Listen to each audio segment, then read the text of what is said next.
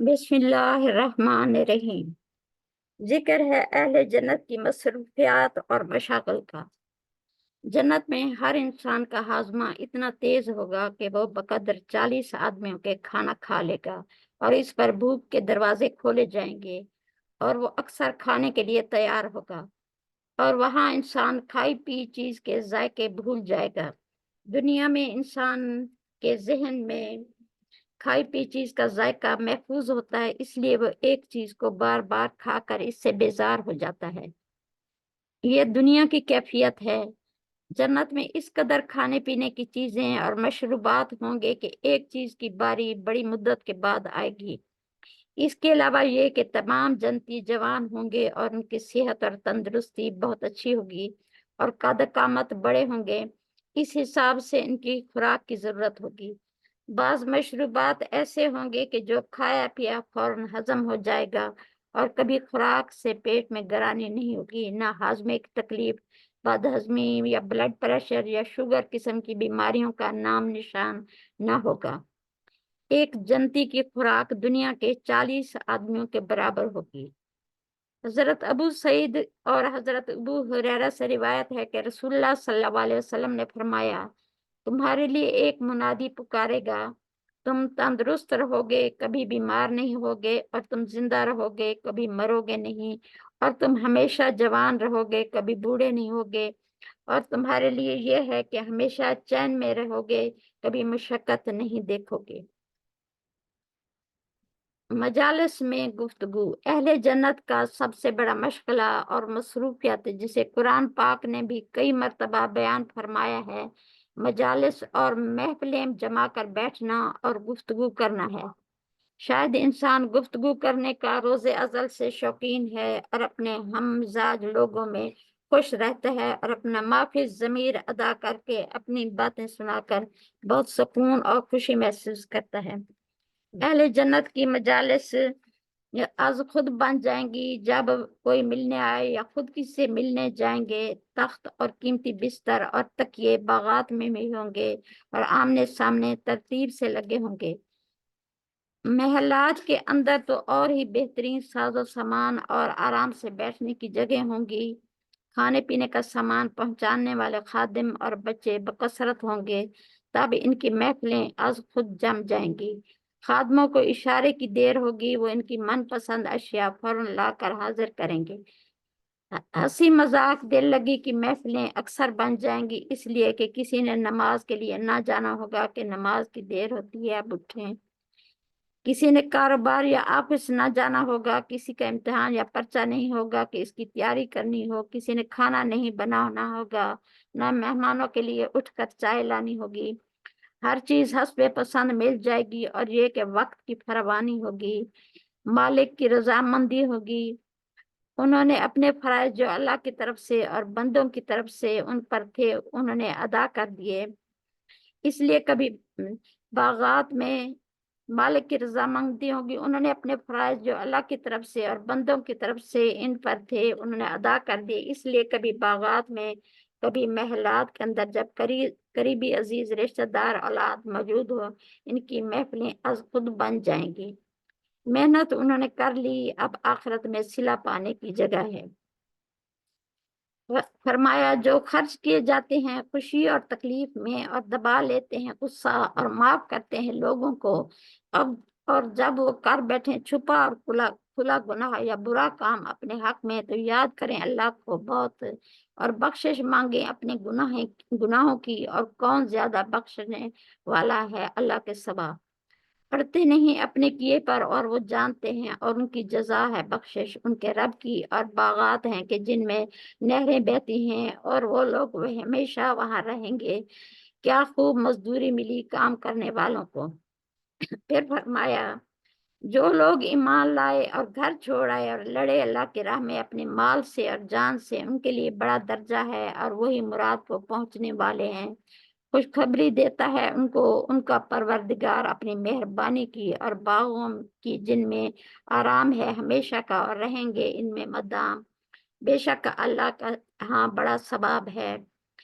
फिर फरमाया, پرہیزگار ہیں باغوں میں اور چشمہ میں، کہا جائے گا کہ داخل ہو جاؤ سلامتی کے ساتھ۔ نکال دی ہم نے ان کے دلوں میں جو خفگی تھی، اور بھائی بھائی ہو گئے اور بیٹھے ہیں تختوں پر آمنے سامنے، نہ پہنچے ان کو وہاں کوئی تکلیف اور نہ کوئی ان کو وہاں سے نکالے۔ خبر سنا دو میرے بندوں کو، میں ہوں اصل بخشنے والا مہربان۔ سورۃ حجر۔ پھر فرمایا بیٹھے ہیں جڑاؤ تختوں پر تکیے لگائے، ایک دوسرے کے آمنے سامنے، لیے پھرتے ہیں ان کے پاس لڑکے سدا رہنے والے، آب خورے کوزے اور پیالے نتھری شراب کے، جس سے نہ سر دکھے نہ بکواس لگے، اور میوہ جو پسند کریں، اور گوشت اڑتے جانوروں کا جو پسند کریں، اور جس قسم کا جی چاہے۔ سورہ واقعہ۔ یہی محفلیں اگر دنیا میں بنائی جائیں، اول تو ایسے کھانے پینے اور بہترین جگہ نہیں ملیں گی، بالفرض کوئی دولت مند یا بے دولت اس طرح کی محفلیں بنا کر باتیں کرنے بیٹھے اور اپنی ذمہ داریاں اور فرائض چھوڑ دے، یا نماز کی ادائیگی سے غافل ہو جائے، اذان سنے اور مسجد نہ جائے، اپنی محفلوں میں ہنسی مذاق میں لگا رہے اور باتیں بنانے میں مصروف رہے، تو دنیا کی ایسی محفلوں کا انجام کیا ہوگا؟ جب نمازیں مسلسل چھوڑ دیں تو گناہ گار ہوگا، آخرت سے بے فکر اور اس کا انکاری ہوگا تو دوزخ کا ایندھن بنے گا، کیونکہ آخرت کے انکار کے بعد خیریت نہیں۔ ایسی دنیاوی محفلوں کا انجام قرآن پاک نے بتایا ہے۔ فرمایا داہنی طرف والے باغوں میں مل کر پوچھتے ہیں گناہ گاروں کا حال کہ تم کس وجہ سے آ پڑے دوزخ میں؟ وہ بولے کہ ہم نہ پڑھتے تھے نماز اور باتوں میں دھنستے تھے دھنسنے والوں کے ساتھ۔ سورۃ المدثر۔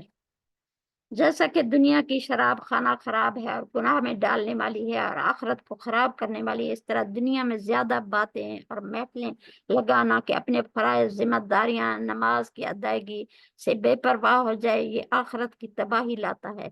اس لیے خاموشی کو بھی دنیا میں عبادت کا درجہ دیا گیا ہے، اور بہت سی چیزیں جو انسان آخرت یا اللہ کے ڈر سے چھوڑ دیتا ہے، جنت میں اس سے بہترین چیزیں ملیں گی۔ جو شخص زنا سے توبہ کرتا ہے، آخرت میں حوریں ہیں۔ جو شخص اللہ کے ڈر سے دنیا میں نشہ نہیں کرتا، اس کے لیے آخرت میں شراب طہور ہے، اور بہت قسم کی شرابیں اور مشروبات ہیں۔ جو دنیا میں ریشم نہیں پہنتا وہ آخرت میں پہنے گا، جو مرد دنیا میں سونا نہیں پہنتا وہ آخرت میں پہنے گا۔ اس طرح دنیا میں سونے چاندی کے برتنوں میں کھانا پینا حرام ہے، آخرت میں سونے چاندی کے برتن ہوں گے۔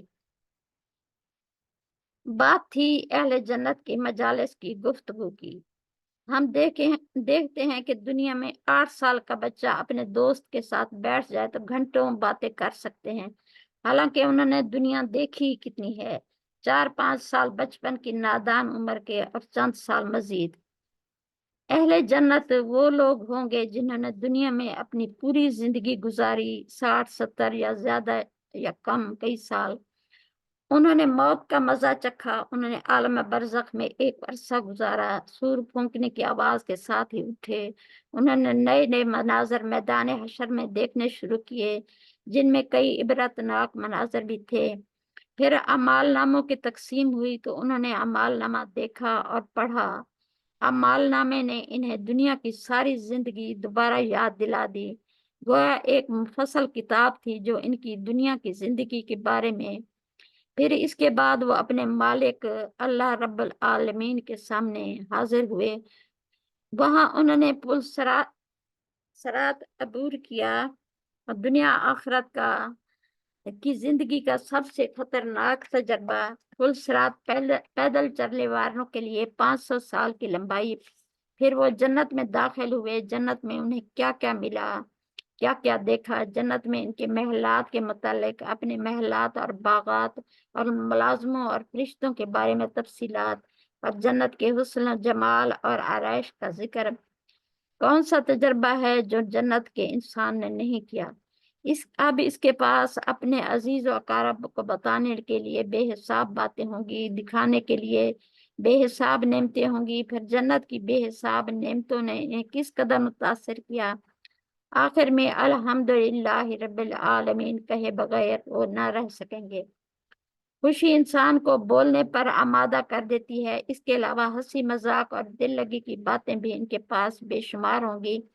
وہ آپس میں ہنسی مذاق کی باتیں کریں گے جس میں کہ جھوٹ شامل نہ ہو۔ کھانا کسی اور طرف جا رہا ہو، انہوں نے راستے میں لے لیا۔ خادم بھی جانتے ہیں کہ رزق بے شمار ہے، وہ کبھی انکار کریں گے، فوراً ویسی دوسری لے آئیں گے۔ الحمدللہ رب العالمین۔